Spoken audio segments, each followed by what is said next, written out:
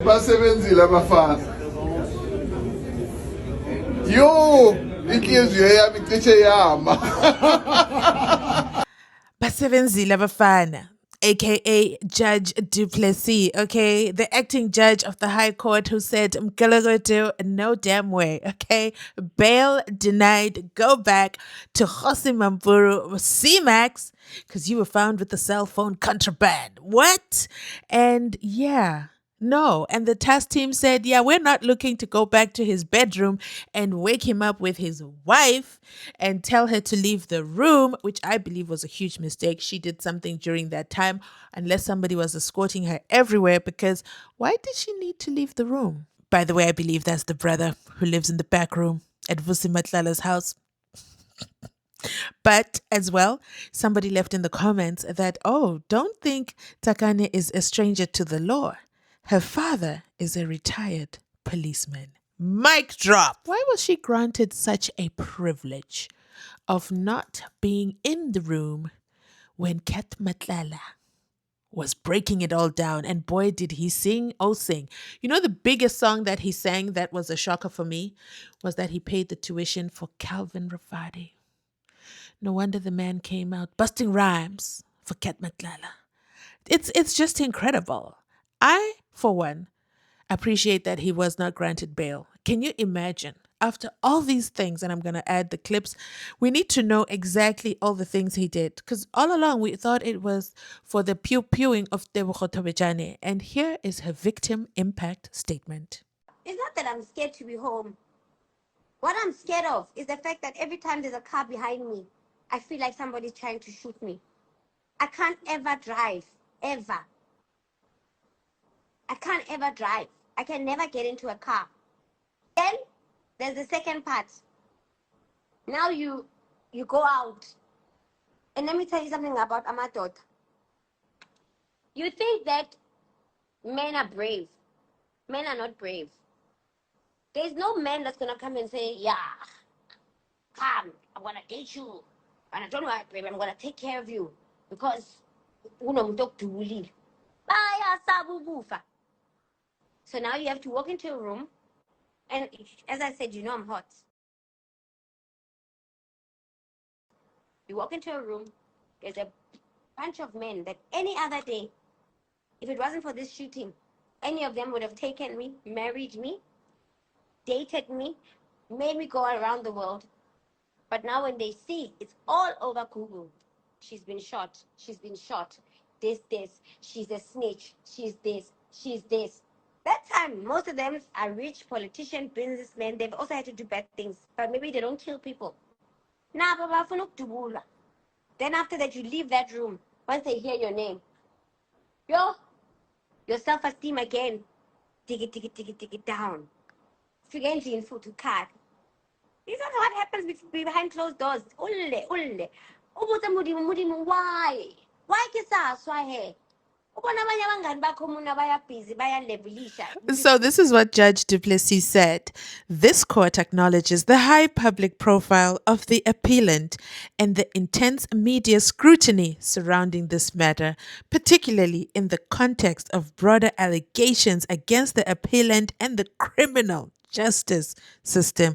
However, in fulfilling its solemn judicial oath, the judgment is delivered solely on a dispassionate and objective analysis of the facts as presented in the record, the relevant case law, and the legal principles governing bail set out in the Criminal Procedure Act. Why did you have to talk about how popular he is if you're just going to stick with what you're lying?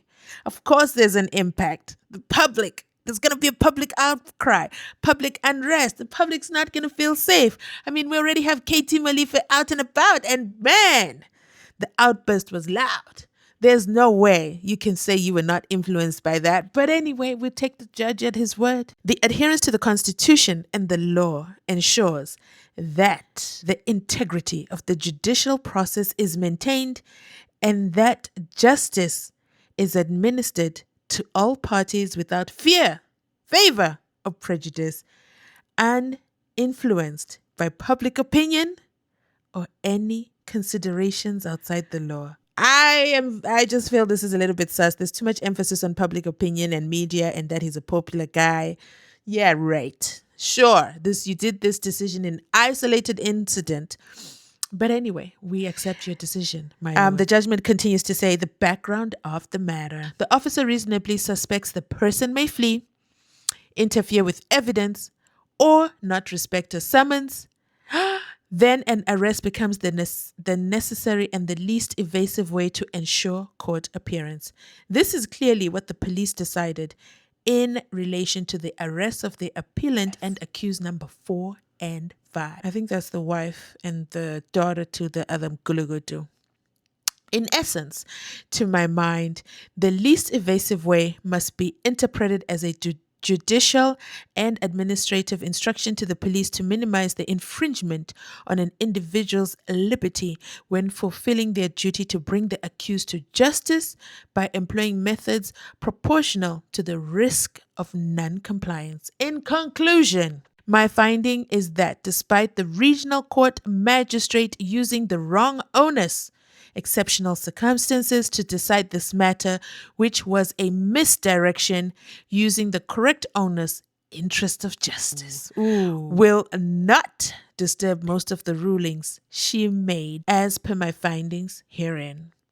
In balancing the reasons for the refusal of the bail with the Section 6090 AGCPA factors, weighing the interests of justice against the right of the appellant to his personal freedom, and in particular the prejudice he is likely to suffer, I conclude that on a balance of probability, the interest of justice will not be served by the release of the appellant. Order. I acknowledge. I accordingly make the following order. The appeal against the denial of bail by the court AQ is dismissed. Wow. So let's go to the Madlanga Commission and hear the list of things that Ket Matlala said himself, unprovoked. Okay? He did not ask for a commissioner of oath to be in the room inside Pagati within, unless the commander was a brigadier and up. So brigadier and up, brigadier, major general, lieutenant general, all those are commissioned officers so they can take a confession. These are the things that Ket Matlala said in his bedroom. Yeah, when he was found with a firearm that didn't have a safe, when he was woken up by the task force and he was in bed with his wife. Here is what the witnessee had to say. I'll be back with the rest of my commentary. We then sat inside the room. He provided us with a space where we can sit. And I requested the cell phone of Mr. Matlala. And also I requested him if he is consenting to us searching the phone or downloading the phone, with which he consented, provided us with the PIN codes and deactivated the facial lock features on the phones. And we then proceeded to conduct an interview.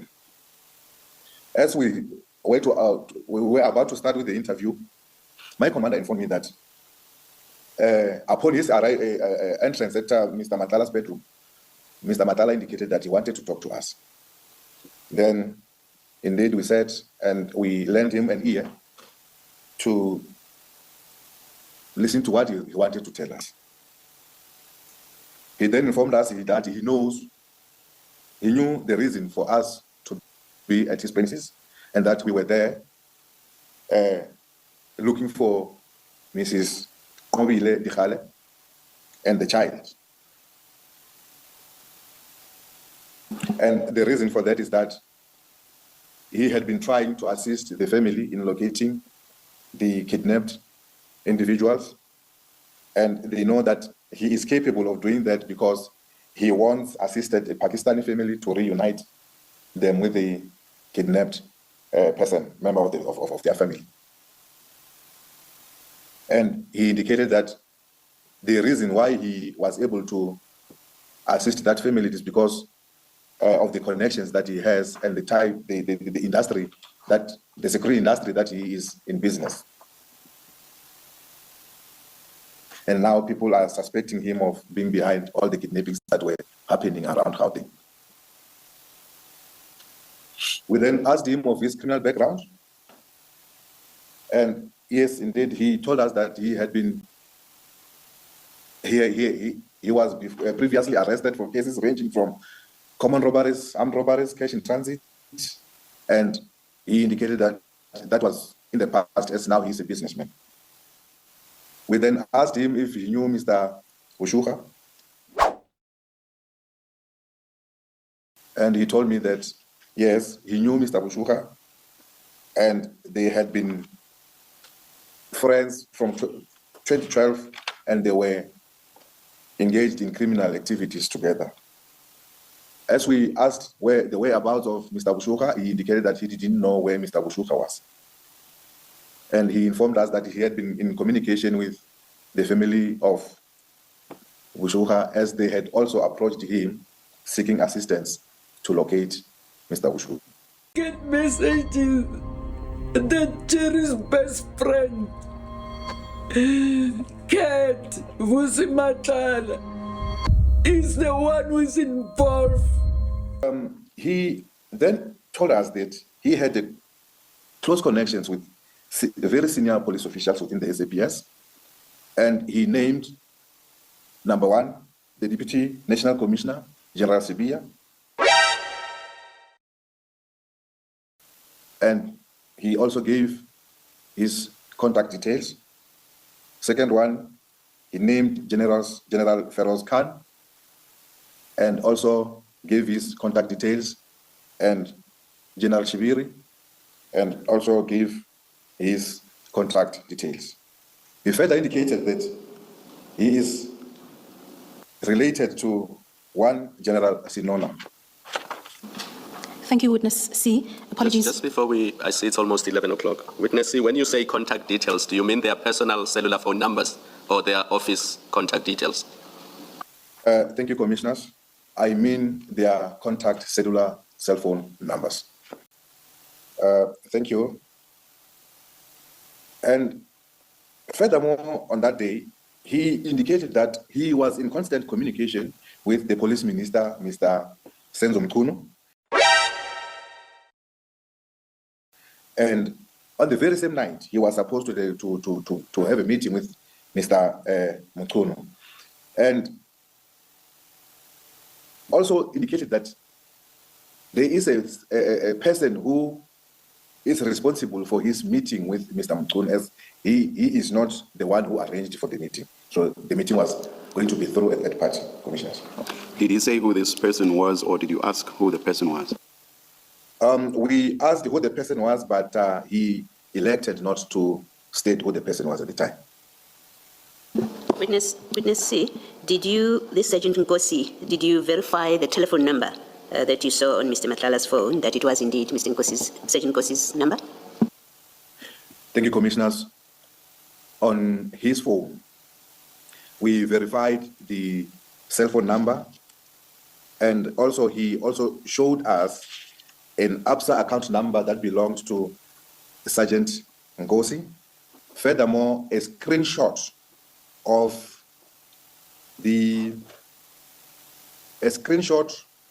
whereby Sergeant Nkosi did an inquiry on the SAPS system.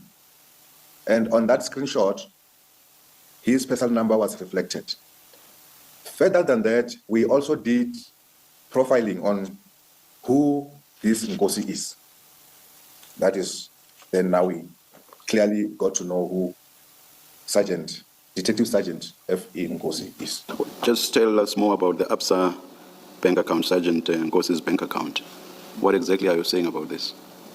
What were you shown about? What were you shown about it? Thank you, Commissioners. Mr. Matala indicated that this Sergeant Nkosi, it is his connection between him and Lieutenant General Sibia. In most cases, he will give Sergeant Nkosi money through transfers for his personal use. And for the general, he will summon Sergeant Nkosi to come and collect the packages for General Sevilla. What packages? The money packages, commissioners. Towards the end of the second sentence, you indicate that the relationship and the intended meeting between Mr. Matlala and the Minister of Police were facilitated by a third-party associate to the minister. Do you now know who that third party is? To the downloads or mirroring of the cell phones of Mr. Kosimusi Matala, that the third party is a person known as Mr. Brown Mokosi. Thank you, Commissioners. And just to be clear then, that at the time of the operation at Mr. Matlala's residence on the 6th, you were at that time not aware of the identity of this third party, but subsequently it came into a place of knowledge. That is correct. At the time of the operation, we had no knowledge of who the third party was. And in actual fact, we didn't even know who Mr. Matlala was, except the profile that we had. Please proceed, witness C. Thank you. He further gave us the name of his IT specialist, a friend whom he had. He indicated that he assisted with his tuition fees, being Mr. Calvin Rafadi, and also furnished us with his personal cell phone numbers.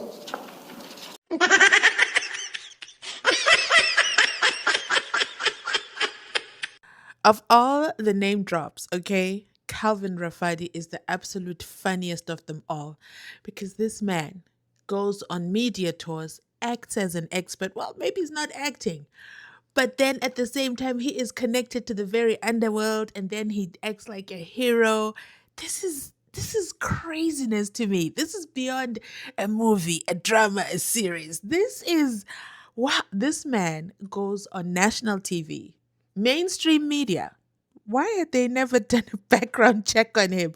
Now all mainstream media that have ever held him for a news interview, they now look like they have egg on their faces. They brought this man to the public and said he was an expert.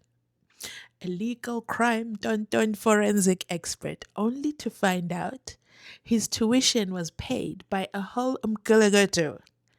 And not only a self-admitted Mguluguttu, because he says he used to be a Mguluguttu, but now he's just a businessman. Very reformed. I wonder how the transformation goes from Mguluguttu to businessman. Do you go through classes? Is there training you go through? Do you then hand over back your illegal dealings? How does that work in the world of these cartels? But so let's go through the name drops so far that witness C has dropped, which I find ironic. I was trying to find out, why was Vusi just suddenly dropping names in his bedroom? And I realized that, you know what, to wake up and find the task force inside your bedroom, you just got to drop names and let them know, no, you can't mess with me. I'm well connected. I know Shadrach Sevilla. I know General Shadrach Sevilla, General Shadrach Sevilla. I know General Khan. I also know General Shibiri. I have their cell phones. Look, here they are on my phone. Don't play with me. Don't do anything stupid, because I could get you fired. That's what I'm imagining the conversation went like. And then he also says, and just in case those other names mean nothing to you, I'm also related to General Sinona. And let me just drop the biggest bomb of them all. Senzom Kunu, I'm also in touch with him. In fact, I'm supposed to have a meeting with him today. Then there's a middleman, Sergeant Ngosi. I wonder if he's going to come to the commission, because he seems to be an interesting guy. He seems to know a lot. I mean, for Shadrach Sevilla, who went on the media, denied, demanded his job back, did everything, for him to be connected in this manner on Vusi Matlala's phone, woo! Kuningi, guys, Kuningi. And then the final name drop, of course, Brown Mokhotsi, a man who needs no introduction on these public streets. Let me know which one was the biggest shocker name for you. But let's continue listening on, because, you know, Witness B keeps on going. And that he had assisted him in obtaining his educational qualifications by paying for his tuition fees, and in return, whatever IT-related needs that he will need, Calvin Rafadi will be the person to assist him. Witness C, with reference to paragraph 45.3, did Mr. Matlala share with you how General Sinona and General Sibia assisted him in securing his tender with the SAPS? Commissioners, unfortunately, with regard to the way of securing the tender, he didn't go deeper into it as to how were they of an assistance to him. What he indicated is that after each and every payment by the SAPS, then a portion of the payment goes to General Sibia. Thank you. Witness C, did Mr. Matlala say why he was giving you the name of Mr. Calvin Rafadi, why you needed to know that? Commissioners, as I have indicated from the onset, that he started to make startling aversions. So one would not know as to why was he giving us the names of the senior police officials, and why was he giving us the name of Calvin Rafadi as a person whom he assisted in his educational needs. And even now, one doesn't have a straight answer to that, Commissioners. Thank you. Thank you, Witness C. Please then tell the Commission what was the ultimate outcome of the search of the Matlala residence and what steps you took thereafter with reference to paragraph 46. Thank you, Commissioners. After we completed the interview with Mr. Matlala, we did a walkthrough or a search at each and every room of the house, and unfortunately, Mr. Bushuka was not found. From there, as we had packaged the exhibits or the firearms, we then had to proceed to withdraw from the residence and proceed to the police station. Please proceed to paragraph 47, Witness C. And also, I also prepared a report pertaining the operation and the items that we seized. And with from them we have taken iPhones, 3 iPhones that belong to Mr. Matlala and Mrs. Matlala, with which they also gave permission to us for downloading of the cell phones, and the 2 burner phones, which were 2 Nokias, and also the firearms, the 5 firearms, with which 4 are the ones that we seized at the cottages where Mzimela and Mtatwa were, and the 5th one being the personal pistol of Mr. Matlala. So if you've made it this far in the video, you are absolutely the real MVP. Thank you so much for your support. So here's the question I have for you. Do you think that it was in the interest of justice for him to be granted bail? Should he have been granted bail? Did he deserve it? And then the second question I have for you, what do you think if who was really excited that he would get bail? Do you think they were excited that he would get bail, or that they wanted him to stay inside Phakathi within Khosimamburo prison so that Shadrack Sibia, Senzo Mchunu, Brown Mokhotsi, Sergeant Nkosi, and General Khan and General Sinona, let me know, and General Shibiri too. So my God, so many names, and these are the ones that are known. This is definitely a developing story. Let me know your thoughts in the comment section down below. And another question, where is Jerry Boshoga? Do you think he is still alive? Let me know as well in the comment section down below. I'll be right there as usual to engage with you. Thanks for watching. I'll catch you on the next one. Bye. I was once sitting at the same table having lunch with Vusi Matlala's wife. Can you be so cruel and take Jerry?